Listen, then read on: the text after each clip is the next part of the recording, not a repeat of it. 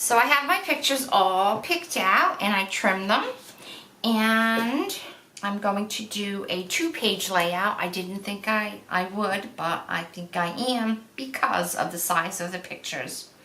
So I'm going to take these out of the book and work with them in front of me. So the first thing I'm going to do is I am going to color my backgrounds. I am working with black and white pictures, so I need for my backgrounds to be bright so that my pictures will pop off the page. I am going to use the Distress Oxides by Ranger. And the first color I am going to use is Squeezed Lemonade. So I shall load up some color. And I have one of these applicators. Now, when you put your color onto your page, you don't just stamp straight down because you'll get a circle and you won't be able to rub it out. So what you do is keep your arm on the table and just glide right in.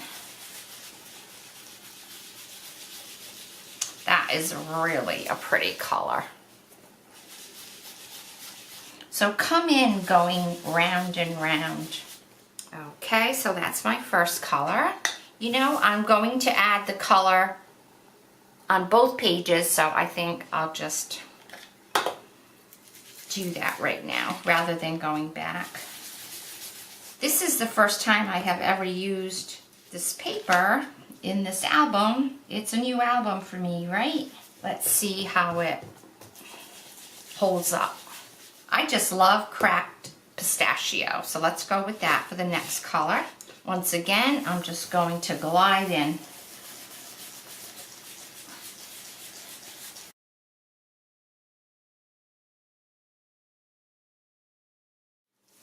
Looking good. I'll add some down here.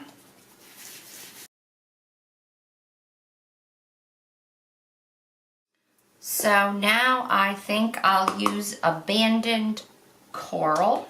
And notice I put a new dauber cover for each color that I use. You do not want to contaminate.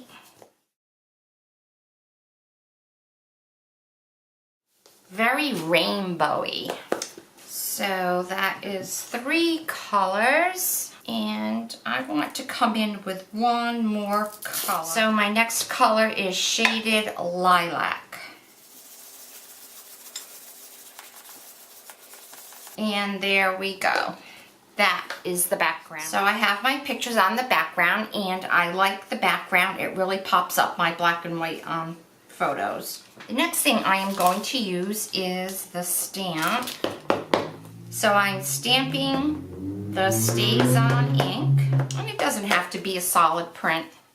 Nice, very, very laid back. A laid back black.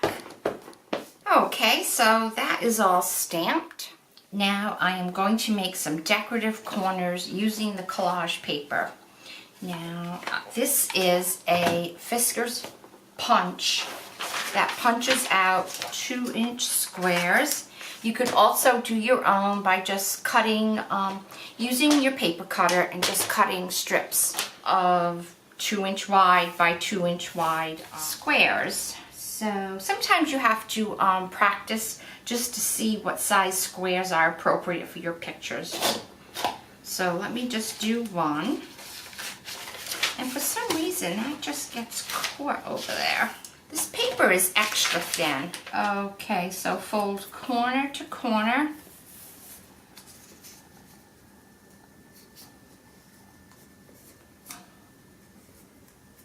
Make a triangle. Open it up. Now you're going to cut on the lines, your fold lines. Cut on your fold lines. Corner to corner. This is what I cut out. I just fold on those folded lines and it makes a corner. You will need some photo squares. They're mounting squares that I happen to have. You could also put a little drop of glue in there if you don't have mounting squares. So take it off. There we go. And you just slip it on the corner. Oh yeah, that's really cute. All right, I am going to make, you know, these are 2 by 2, and this picture is a little bit bigger than my other pictures, so I think this I'll make a 2 by 2, but these I think I shall go 1.5 by 1.5, so I will have to use my paper cutter for those. So I'll be back.